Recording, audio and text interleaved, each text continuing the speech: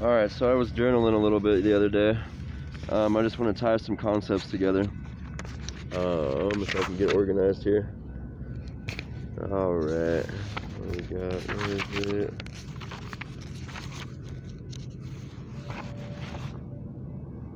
Oh, it's cold out here still. Electroreception enhanced by 5-HT2A and other serotonin. 5-HT2A is the serotonin subtype.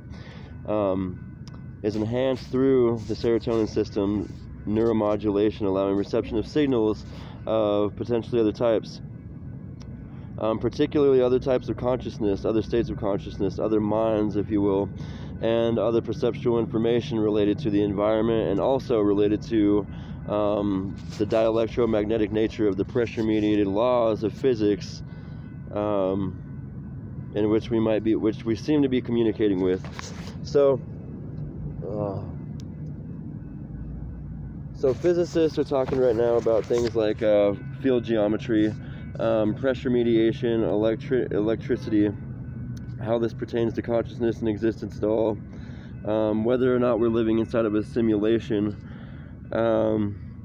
If you want to understand what I just said a little better, just think magnetic filings over a magnet, yet applied to somehow an electrostatic type of organization of consciousness.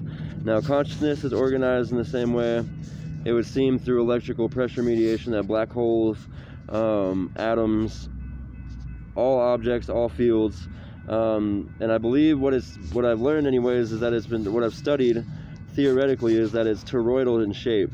So it's the donut, it's the hourglass. The donut and the hourglass are inverse of one another, and these shapes, they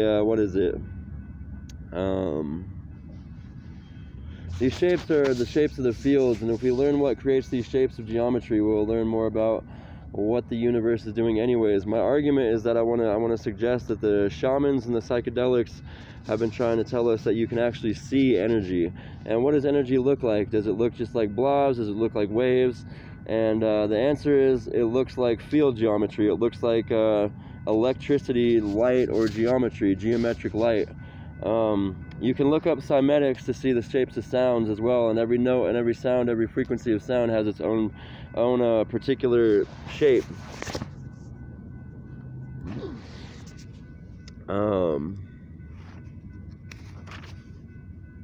If you look into Alex Gray's pictures, he's got a lot of art that resembles the torus. He's got a lot of art that resembles this field geometry, the electrical nature of the universe.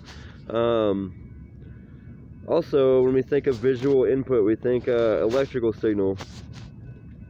Drugs, for example, they change the electrical signal. You can look at a chemical drug as a little system, like an internet, a computer with an internet, and in that internet is the information that the rest of the system that it's applied to doesn't have that information. And so drugs are literally giving your computer new software to run, new information, new programs. If we are like a computer, and if we are in a simulation of sorts, which Elon Musk, some of the top physicists out there, they believe so, and there's reasons why to believe so. We still have not decided or concluded what the universe is or what consciousness is. We could be like a terminal in a computer system in which we are an isolated event experiencing itself.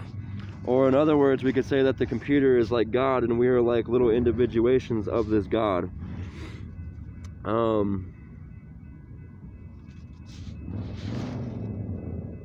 Now, we've been hearing about these psychedelics have been in culture for thousands of years. However, they've been looked at as the wrong way to go, or that's bad, or that's icky, that's not healthy, these type of deals.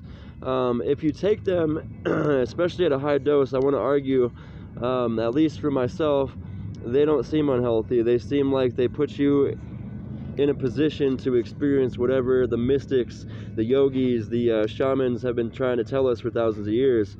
And that's that we have a connection to divinity. We have a connection to truth. We have a connection to spirituality. And also, more than spirituality, or also with spirituality, it's not just spiritual, it is scientific.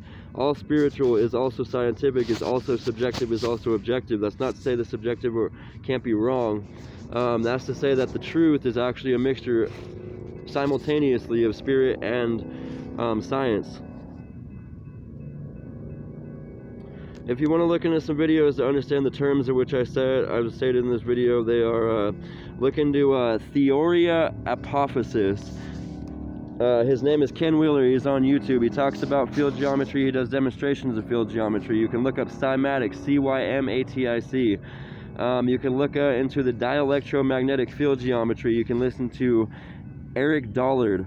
Look up Alex Gray art. He has art depicting the science, the electric, the spirit, the shamanistic, the mystic, the mystical, the divine.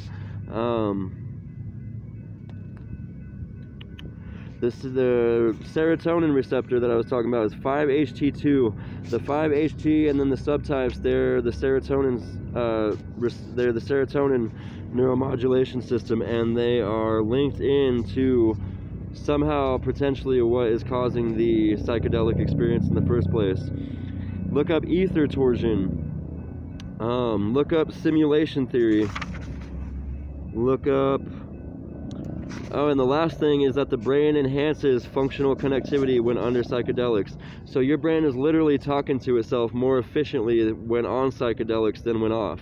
It's as if you're seeing more of the bigger picture instead of just tuned into the little momentary situational awareness that you find yourself most of the time.